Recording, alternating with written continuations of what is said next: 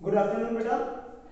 आज अपना छोटा सा एक लास्ट टॉपिक जो अपना थर्ड यूनिट थी उसका लास्ट टॉपिक एक छोटा सा टॉपिक रहा था एंजियोस्पर्म। मैंने इसको पहले से डिवाइड करके रखा है। स्पर्म का मतलब होते हैं परागकण और बीज फल। जो बीज होता है वो फलों द्वारा आवृत होता है। तो डेफिनेशन क्या होगी? वे पादप जिनके बीज फलों के द्वारा आवृत होते हैं उन्हें हम क्या कहेंगे? एंजियोस्पर्म। ठीक है। उसके बाद देखो इसके कैरेक्टर्स मैंने जितना तीर के फॉर्मेट किया वो उसके लक्षण से मैंने नंबर लिखे काफी कुछ के, लेकिन कुछ के नहीं लिख पाया तो वो कोई प्रॉब्लम नहीं है। सबसे पहले ये पुष्पी पादप है। फर्स्ट इज फ्लावरिंग प्लांट्स, पुष्प बनता है। उसके बाद इनके अंदर अंडाशय उपस्थित होता है, इनमें अंडाशय उपस्थित होता है। उसके बाद अंडाशय उपस्थित है तो ऑफकोर्स फल बनेगा। अंडाशय अगर उपस्थित है तो फल बनेगा। मैंने भी क्या कहा? बीज फल द्वारा आवृत होते हैं। पहले हमने क्या पढ़ा था जिम्नोस्पर्म के अंदर? बीज तो पूरे विकसित होता है लेकिन उनके ऊपर फल नहीं पाया जाता क्योंकि अंडाशय एब्सेंट था जिम्नोस्पर्म के अंदर, लेकिन यहाँ पे प्रेजेंट है क्योंकि अंडाशय उपस्थित है। उसके बाद इनका शरीर जो होता है वो जड़ तना पत्ती में विभेदित होता है। इनका जो शरीर है वो जड़ तना पत्ती में आप नॉर्मली देखते जितने भी प्लांट आपके आस पड़ोस में दिखते हैं। उसके बाद सबसे छोटा पादप जो है वो बुल्फिया है, जिसको माइक्रोस्कोप से देखते हो आप, जिसको माइक्रोस्कोप के द्वारा देखते हैं। उसके बाद सबसे बड़ा पादप है वो यूकैलिप्टस है, नीलगिरी। नीलगिरी सबसे बड़ा पादप। उसके बाद पादप का जो होता है वो बीजाणुविद होता है, मतलब प्रभावी पीढ़ी जो होती है वो बीजाणुविद होती है, 2n। अब जिसमें पूरा प्लांट देखते हैं वो 2n है क्योंकि उसके अंदर गुणसूत्रों की संख्या सामान्य होती है, डबल होती है। उसके बाद पोषण जो होता है वो स्वकोषी होते हैं अधिकांश जीव। अधिकांश पादप क्या होते हैं? स्वकोषी होते हैं। कुछ होते हैं वो परजीवी होते हैं, जैसे कि अमरवेल है, उसको वैज्ञानिक भाषा में प्रस्फुटा कहा जाता है। ठीक है, ये आपके क्या हो जाएंगे? अमरवेल जो है वो आपकी क्या हो जाएगी? प्रस्फुटा। लेकिन ध्यान रखना बेटा, यहाँ की सेकंड में लिखा है मैंने मृतजीवी, तो मृतजीवी का एग्जांपल ये है मोनोट्रापा। ठीक है। फिर मैंने कहा कीट पक्षी। कीट पक्षी मतलब जो कीटों का भक्षण करते हैं, डोर्सेरा और घटपर्णी, जिसको निपेंथिस, उसका वैज्ञानिक नाम है निपेंथिस खासियाना। ठीक। उसके बाद हमने पढ़ा कि इनके अंदर संवहन तंत्र पूर्ण विकसित होता है, मतलब इनके अंदर जाइलम और फ्लोएम जो पाया जाता है उनकी जो चारों कोशिकाएं हैं वो प्रेजेंट होती है। जाइलम में भी चारों प्रेजेंट होती है और फ्लोएम में भी चारों प्रेजेंट होती है। इनके अंदर एदा पाई जाती है जिसके कारण द्वितीयक वृद्धि होती है। इनके अंदर सभी के अंदर एदा उपस्थित होती है और द्वितीयक वृद्धि पाई जाती है। और ये केवल किसमें होती है? द्विबीज पत्री पात्रों में। किसमें होती है? द्विबीज पत्री पात्रों में। लेकिन इसका एक अपवाद है, ड्रेसिना। उसको एक बीज पत्री होते हुए भी उसके अंदर सेकेंडरी ग्रोथ होती है। उसके बाद पुष्प, फ्लावर। पुष्प होते हैं उसके चार भाग होते हैं। कितने भाग होते हैं? चार। एक पुष्प के चार भाग होते हैं। सबसे बाहर जो होता है बाहरी, वो होता है बाह्य दल पुंज। बाह्य दल पुंज सबसे बाहर। उसके अंदर अंदर जो होता है वो होता है दल पुंज।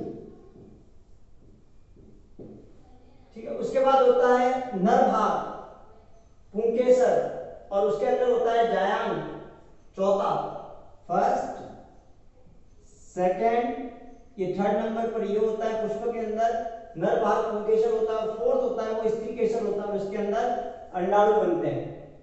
पुंकेसर के अंदर परागकण बनते हैं और स्त्री केसर के अंदर अंडाणु बनता है। तो टोटल ये पुष्प की चार संरचनाएं होती है, चार भाग होते हैं। सबसे बाहर बाह्य दलपुंज, ये पत्ती के समान हरा होता है। उसके अंदर जो होता है वो दलपुंज होता है जो कलरफुल होते हैं, जो कलरफुल होते हैं। हाँ भाभी साहब।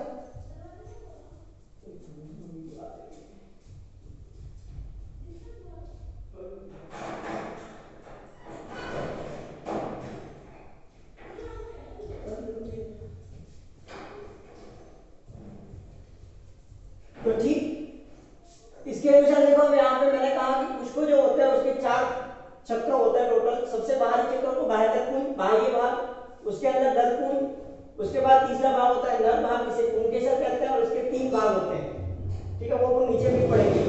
उसमें परागकण विकसित होता है और स्त्री केसर के अंदर अंडाणु विकसित होते हैं। ठीक है, जिनको हम बीजाणु के नाम से जानते हैं, बीजाणु। ठीक है।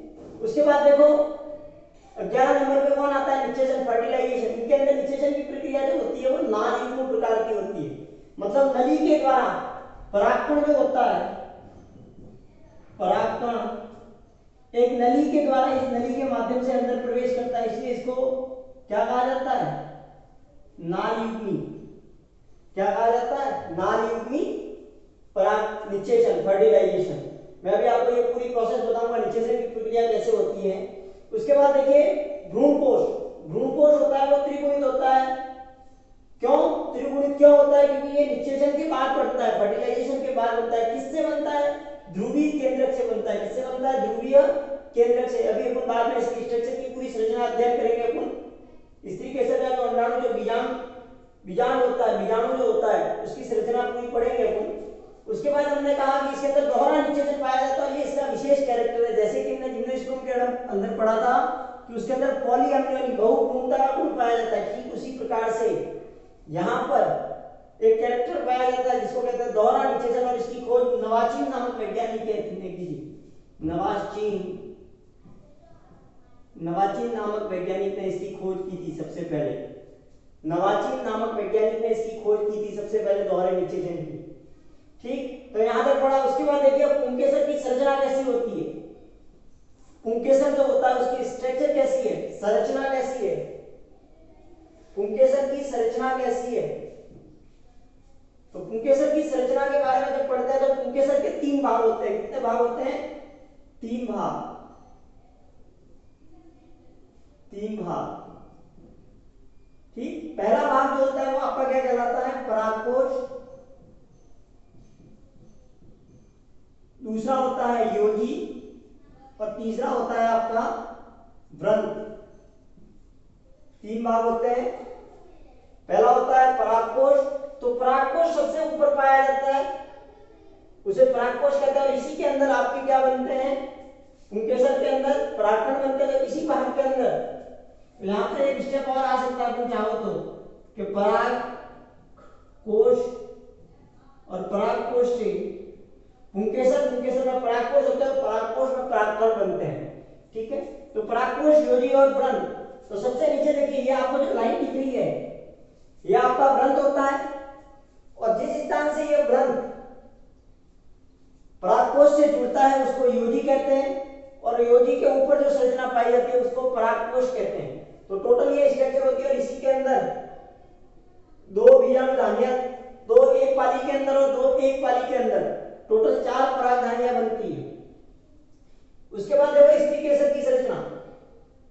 स्त्री केसर की संरचना के बारे में जब अध्ययन करते हैं तो स्त्री केसर के अंदर भी 3 भाग होते हैं। स्त्री केसर के भी कितने भाग होते हैं, 3 भाग होते हैं। कौन कौन से 3 भाग, देखिए मैं वापस बना देता हूं, उसमें कोई प्रॉब्लम नहीं है। स्त्री केसर के भी 3 भाग होते हैं। कौन से होते हैं देखो,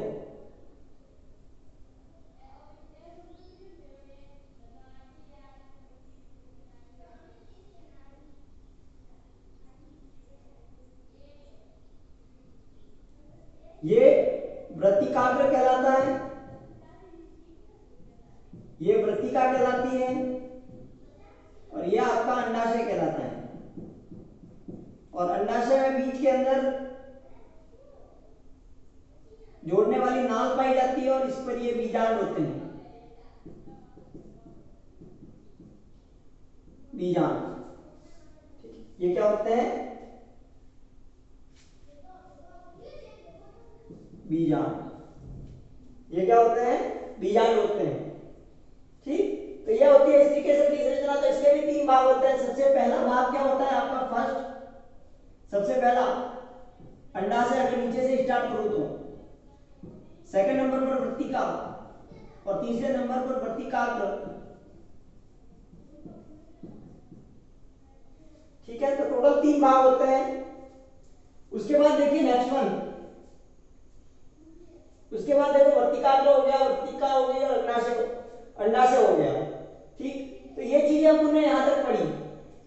एक बार वापिस जल्दी से रिवाइज कर रहा हूं। एंजियोस्पर्म पादप, वे पादप जिनके फल बीजों द्वारा आवृत होते हैं।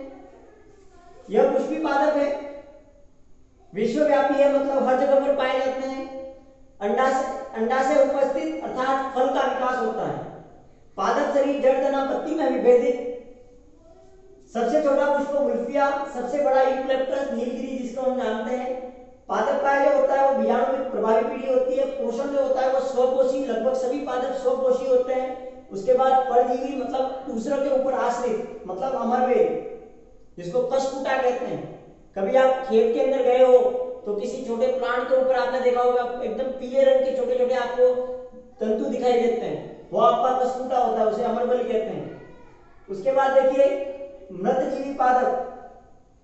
मृतजीवी मतलब मोनोट्रोपा, जो मृत कार्बनिक पदार्थ के ऊपर जीवित रहते हैं। मोनोट्रोपा एक ऐसा पादप है जो मृत कार्बनिक पदार्थ के ऊपर जीवित रहता है। उसके बाद कीटभक्षी पादप डॉर्सेरा, डॉर्सेरा और घटपर्णी निपेंथिस खासियाना, ठीक है। उसके बाद हमने कहा नेक्स्ट वन 8वां पॉइंट कहता है कि इनमें संवहन तंत्र पूर्ण विकसित होता है। उसके बाद का मैंने कहा इनके अंदर एरा होती है जिसके कारण ये ऋतिक वृद्धि करता है, लेकिन ये एरा किसके अंदर प्रेजेंट है? केवल द्विबीजपत्री, एक बीजपत्री के अंदर नहीं पाई जाती, लेकिन अपवाद स्वरूप ड्रेसिना के अंदर ये पाई जाती है। उसके बाद बाह्य दल पुंज, देखिए फिर पुष्प की बात करते हैं तो पुष्प जो होता है वो रूपांतरित पर्रो है। पुष्प क्या है? रूपांतरित पर्रो। डेफिनेशन क्या होगी? पुष्प रूपांतरित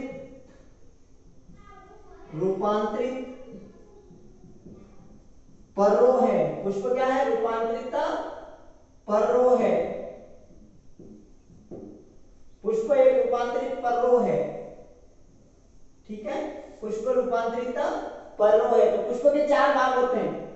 पहला होता है बाह्य दल पुंज, इसकी संरचना हरे रंग का होता है, मोस्ट ऑफ ये हरे रंग का होता है और इसकी संरचना छोटी पत्ती के समान होती है।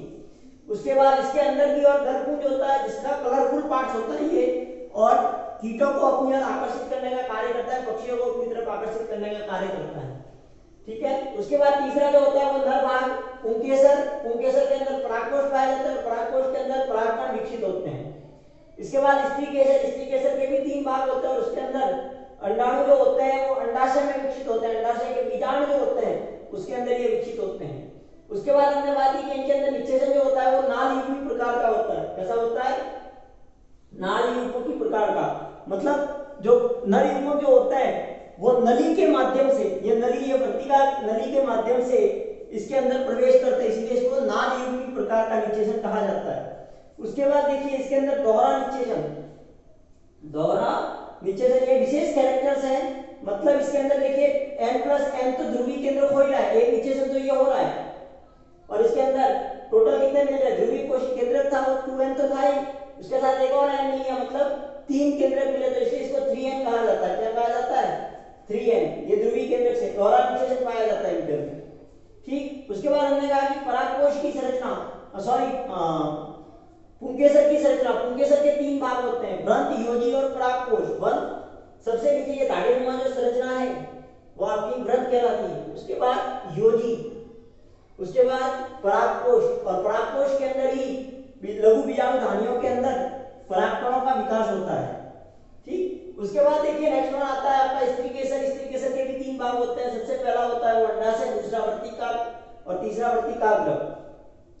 परागण की प्रक्रिया जो होती है, परागकण जब आकर वर्तिका के ऊपर गिरते हैं, वर्तिकाग्र के ऊपर गिरते हैं, तो उसको कहते हैं परागण की प्रक्रिया, ठीक है। उसके बाद वो नली के माध्यम से अंदर प्रवेश करते हैं, इसलिए इसको नाल युग्म की प्रकार का निषेचन कहा जाता है। और नीचे अंडाशय है और अंडाशय के अंदर ही बीजाणु पाए जाते हैं। तो यहां तक हमने पढ़ा। अब इसके आगे पढ़ रहे हैं, कोई प्रॉब्लम होनी नहीं चाहिए क्योंकि मोस्ट ऑफ सारी चीजें इसके अंदर हो गई, ठीक। चले आगे।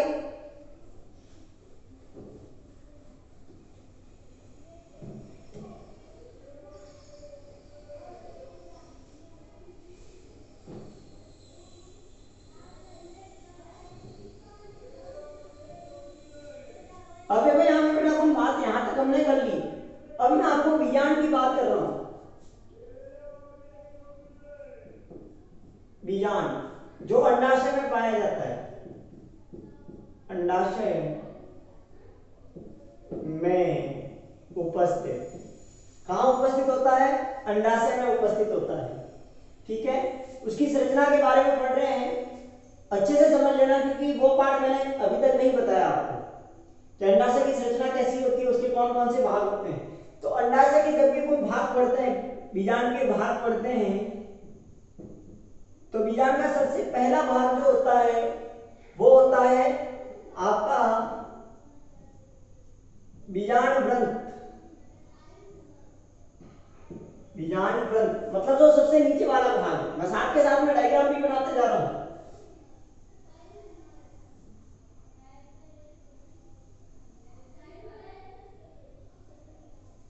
ये आपका जो होता है वो बीजांड ग्रंथ होता है। बीजांड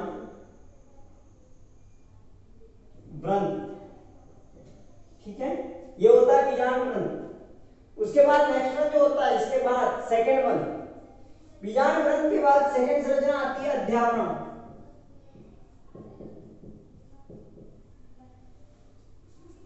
जो विकसित होने पर फल के चारों ओर जो आवरण होता है उसका निर्माण करते हुए काफी हद तक वो समाप्त हो जाते हैं। तो दूसरा होता है वो होता है अध्यावरण।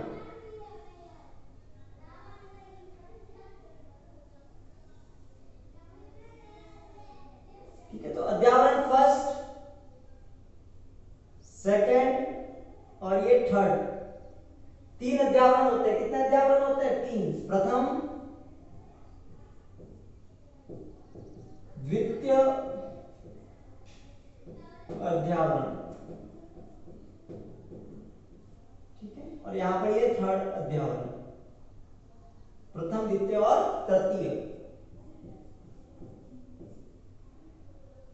प्रथम, द्वितीय और तृतीय अध्यावरण। तो टोटल इसके अंदर तीन अध्यावरण होते हैं। उसके बाद इसके अंदर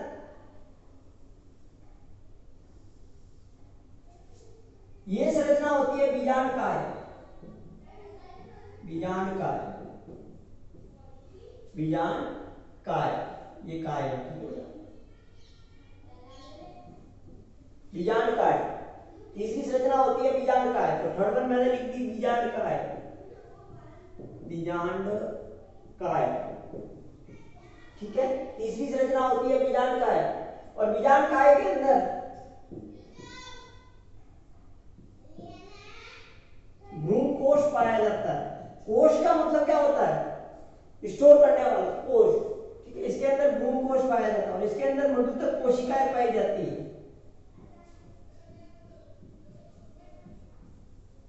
ठीक है। इसके अंदर मृदुतक कोशिकाएं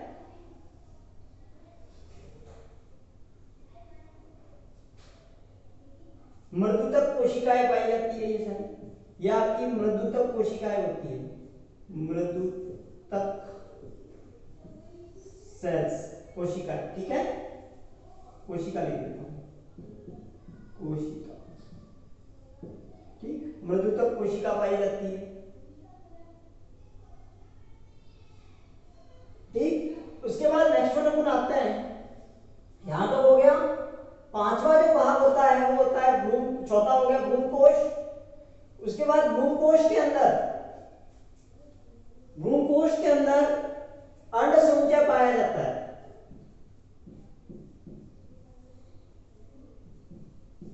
अंड समुच्चय,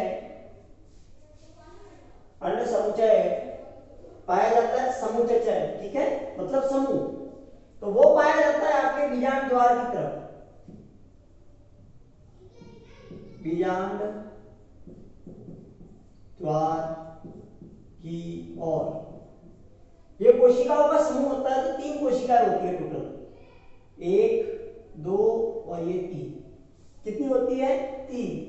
तो इसके अंदर कुल तीन कोशिकाएं होती है। कितनी होती है? तीन कोशिका। कितनी कोशिका होती है? तीन कोशिकाएं होती है। तीन में देखो यहां पे दो तो होती है आपकी सह कोशिकाएं, सह कोशिका, और एक होती है अंड कोशिका,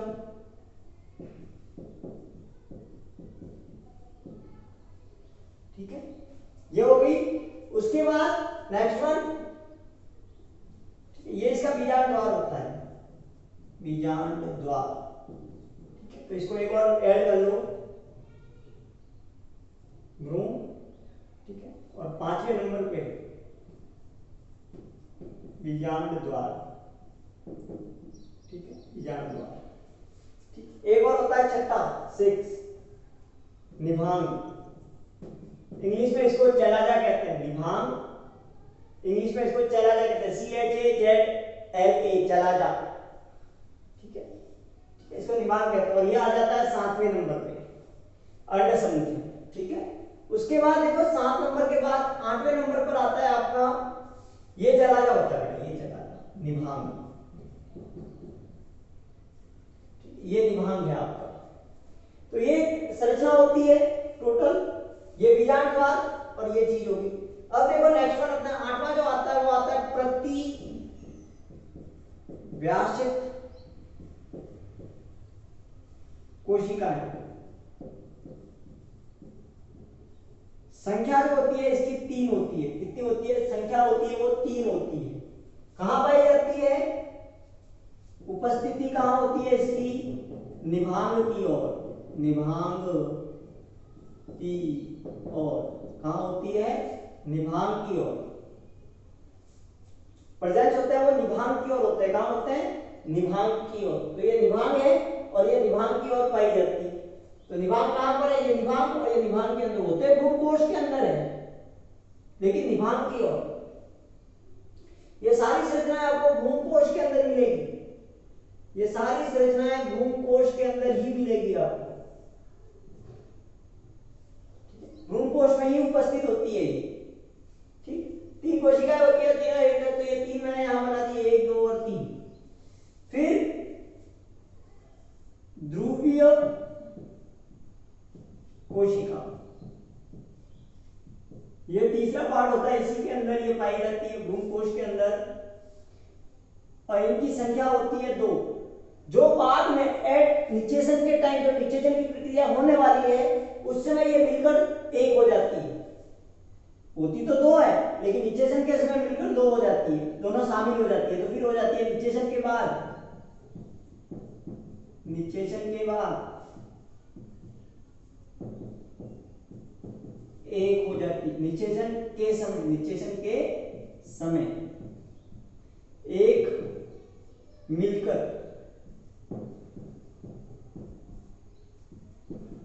1 हो जाती है। ठीक है, अब 1 हो जाती है तो क्या हो जाएगी, 2n। कैसी हो जाएगी, 2n। पहले 2 थी और nn थी लेकिन अब 2 हो जाएगी। तो ये और ये होती है 2n।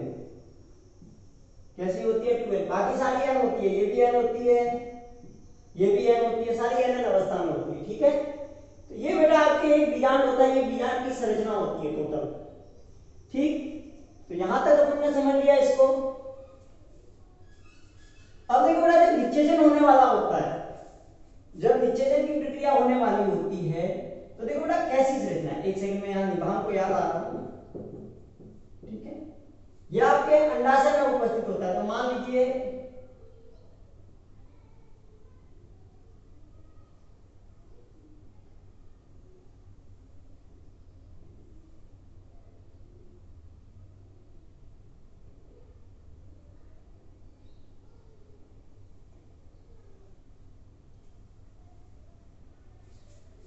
मैं बना देता हूं।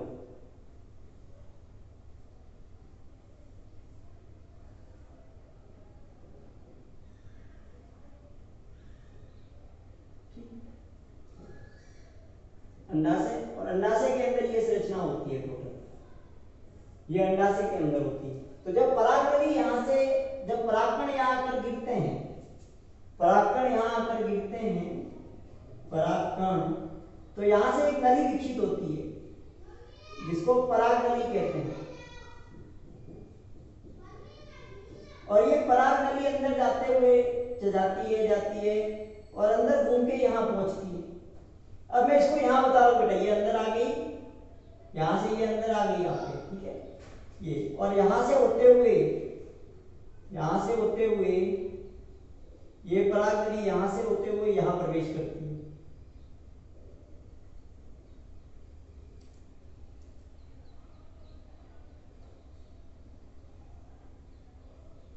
यहां प्रवेश करती है, यह आपकी पराग नली है, अंदर प्रवेश कर रही है। अंदर आते यहाँ आते ही विशेष प्रकार का ये एंजाइम छोड़ती है जो ये झिल्ली को यहाँ से इसको तोड़ देती है, अपघटित कर देती है। ये जो झिल्ली थी भ्रूण कोश की इसको खत्म कर देगी और ये परागनली अंदर प्रवेश करेगी, ये अंदर प्रवेश करेगी, यहाँ आ जाएगी और यहाँ आकर अंदर आकर इसके आगे का भाग भी अपघटित हो जाएगा। परागनली का जो शीर्ष भाग होता है वहां पर भी और जैसे एक छेद बन जाएगा और यहाँ से दो नर युग्मक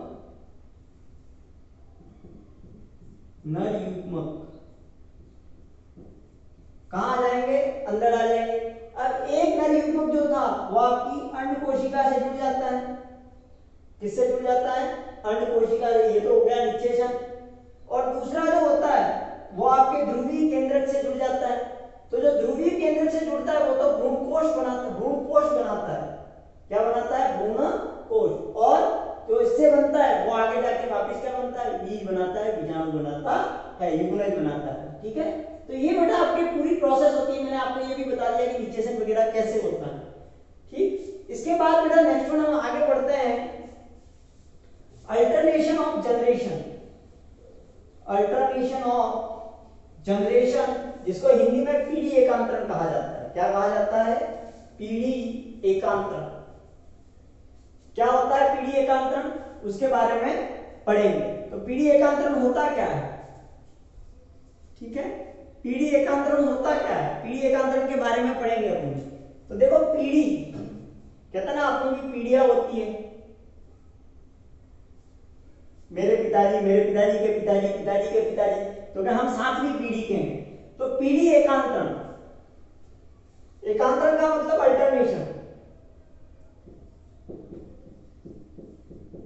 पीढ़ी एकांतरण का मतलब क्या होता है, अल्टरनेशन। तो पीढ़ी एकांतरण जो होता है उसकी डेफिनेशन क्या होगी, युग्मोद्भिद का स्पोरोफाइट में परिवर्तन एवं स्पोरोफाइट का युग्मोद्भिद में निरंतर बदलते रहना पीढ़ी एकांतरण कहलाता है। तो क्या लिखोगे, वह प्रक्रिया जिसमें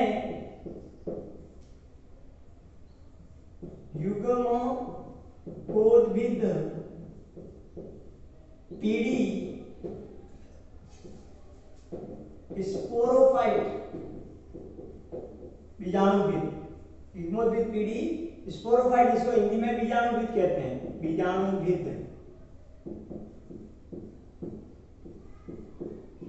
पीढ़ी के साथ निरंतर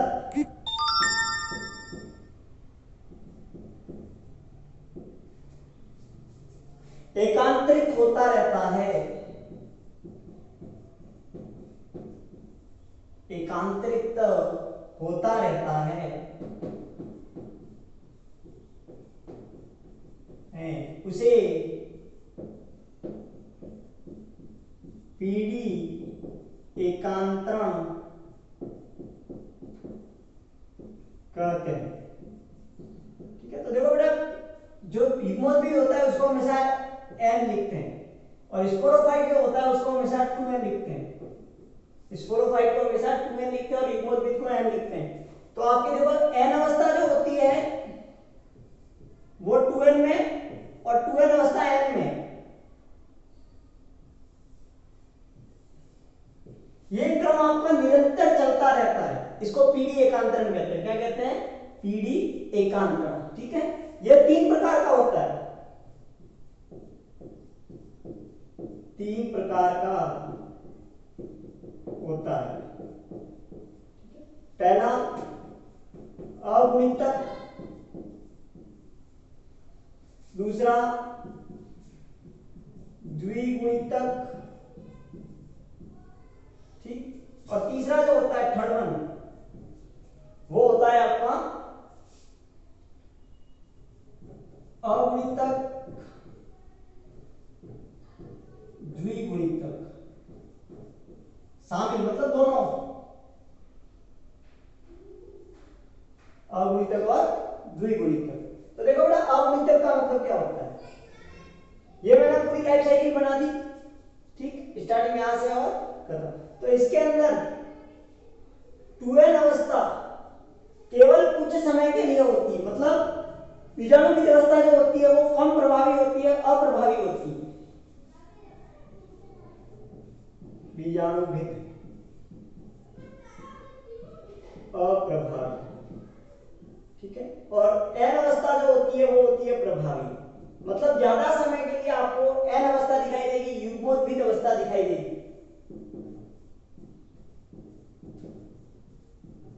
युग्मोद्भिद अवस्था आपको ज्यादा समय के लिए दिखाई देगी, प्रभावी होगी, और ये अप्रभावी होगी, केवल और केवल, ठीक है। 2n अवस्था कब बनेगी? जब आपका युग्मनज बनेगा।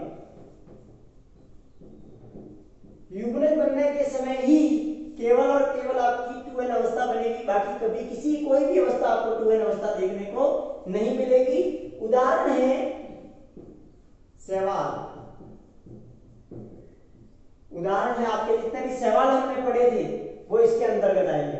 सेकंड होता है द्विगुणितक, मतलब जिसका 2n जो होता है वो प्रभावी होता है। फर्स्ट का जस्ट उल्टा कर दो,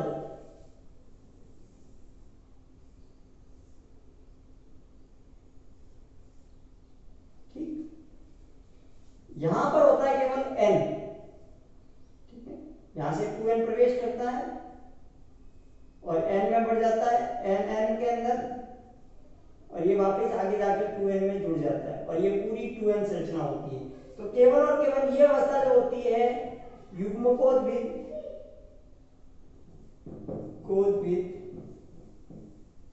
अप्रभावी,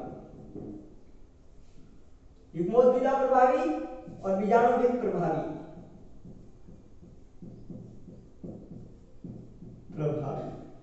ठीक। तो ये सेकंड स्टेज होती है, और ये किसमें पाई जाती है? इसका उदाहरण है आपके एंजियोस्पर्म, एंजियोस्पर्म और जिम्नोस्पर्म, ठीक। यहां तक हमने कर दिया। उसके बाद एक और थर्ड वन आता है अगुणित द्विगुणित, मतलब वे पादप जिनके अंदर अगुणित अवस्था भी पाई जाती है और द्विगुणित भी पाई जाती है, मतलब दोनों का मिश्रण है। और दोनों का मिश्रण करोगे मतलब ये पूरा जीवन चक्र, ठीक, ये 2n और ये n, तो दोनों अवस्थाएं आपको देखने को मिलेगी, दोनों अवस्थाएं आपको देखने को मिलेगी, और दोनों अवस्थाओं का समान वर्चस्व देगा, दोनों अवस्थाएं अपना निश्चित स्थान लेके बैठती है। उदाहरण के लिए ब्रायोफाइटा और टेरिडोफाइटा, ठीक है। तो यहां तक हमने कर दिया इसको। तो ये होता है पीढ़ी एकांतरण। क्या होता है? पीढ़ी एकांतरण, अल्टरनेशन ऑफ जनरेशन। तो ये कंटिन्यूअस में चलता रहेगा,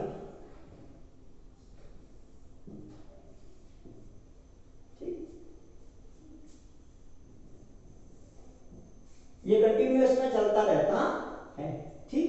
यहां तक पढ़ा। लेकिन देखो बेटा, जब इसके बारे में हम अध्ययन करते हैं, चौथी तीसरी अवस्था जो आती है बेटा, वो थोड़ा कंफ्यूज करती है अपने कि टेरिडोफाइटा होता है, उसके अंदर युग्मोद्भिद पीढ़ी प्रभावित होती है, मतलब एन अवस्था प्रभावी, सॉरी बीजाणुभिद अवस्था प्रभावी होती है, 2n अवस्था प्रभावी होती है, और युग्मोद्भिद अप्रभावी होती है। जबकि ब्रायोफाइटा के अंदर इसका उल्टा होता है कि n अवस्था प्रभावी होती है और 2n अवस्था अप्रभावी होती है। तो ज्यादा अपने को नहीं करना, ये दोनों थोड़ा कंफ्यूज कर। उसके बाद थर्ड वन आते कुछ अपवाद है, कुछ अपवाद है। जैसे कि अपन शैवाल की बात करें, शैवाल अपवाद, शैवाल की बात करूं मैं, और शैवाल भी कौन से? फियोफाइसी, कौन से? फियो, चलो ऊपर करते हैं इसको, थोड़ा क्लियर दिख जाएगा।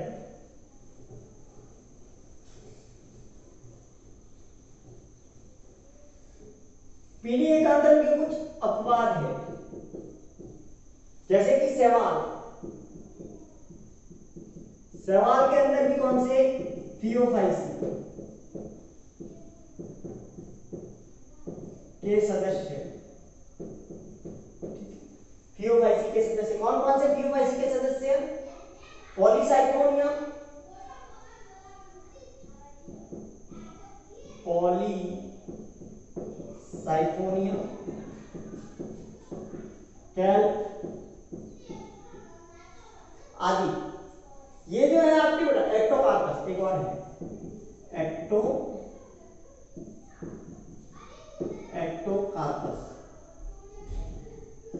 3 एग्जाम्पल है तो ये शैवाल है, लेकिन इनके अंदर द्विगुणित अवस्था, हमने भी क्या पढ़ा, शैवालों के अंदर अगुणित होता है, अगुणित होता है, लेकिन इनके अंदर द्विगुणित पाया जाता है, द्विगुणितक पीढ़ी एकांतर पाया जाता है अवस्था। ठीक, फिर मैंने कहा कि फाइकस, जिसको फ्यूकस पढ़ते हैं, उसके अंदर फ्यूकस के अंदर कौन सी अवस्था देखने को मिलती है? फ्यूकस के अंदर, इसके अंदर द्विगुणितक अवस्था देखने को मिलती है। और यहाँ पर अगुणितक, द्विगुणितक दोनों प्रकार की देखने को मिलती है। तो ये बेटा यहां तक हमने पढ़ा था।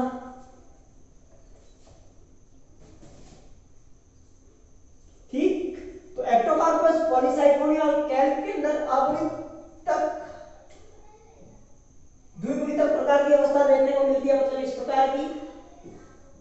ठीक, और तो शैवाल से फ्यूकस, उसके अंदर द्विगुणित देखने को मिलती है, 2n अवस्था देखने को मिलती है। तो ये बेटा इसके कुछ अपवाद थे। इस प्रकार से आपका ये लेसन आज होता है कंप्लीट। कल हम नया लेसन स्टार्ट करेंगे और काफी हद तक उसको सर ने करवा दिया है। आपसे यही आशा करता हूं कि आप सभी ज्यादा से ज्यादा इस चैनल को सब्सक्राइब करें, क्योंकि बेटा सब्सक्राइब होगा और नोटिफिकेशन के लिए आप यस करोगे तो आपको जब भी मैं वीडियो डालूंगा तो आपको कहने की जरूरत नहीं है, जब ही मैं वीडियो डालूंगा आपको नोटिफिकेशन मिल जाएगा कि ये वीडियो आज आने वाला है। ठीक, या आ गया है, जैसे ही डालते ही कंप्लीट होते ही आपके सीधा मैसेज आ जाएगा फोन के ऊपर कि ये आपके वीडियो डाल दिया गया है। ठीक बेटा, तो okay, thank you very much for watching. Please like, subscribe.